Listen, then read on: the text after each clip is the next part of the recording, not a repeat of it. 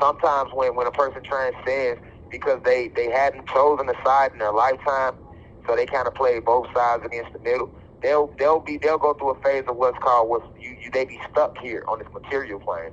Okay, so you got to understand it takes a soul, a God is an individual with a spirit and a soul.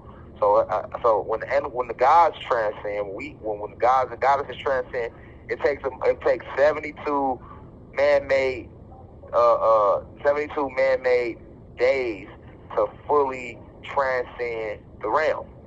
Whereas with a human being, it takes them 6 man-made months. Okay, so in that process, that means the spirit and soul of that individual is still here. So while that spirit and soul is still here, they're still roaming, right? And there's a lot of things that can happen in that period. This is normally the period when a lot of souls get led into that moonlight, and then they are forced to reincarnate.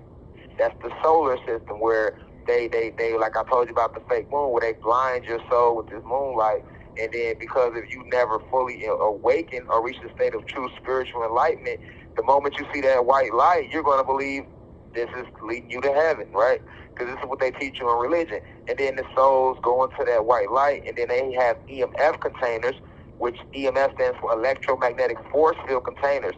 You have actual scientists on the dark side of the moon, which is the actual base, because I told you the moon is a holographic image; it's not real. So on the other side of the moon, which is known as the dark side of the moon, you have actual NASA scientists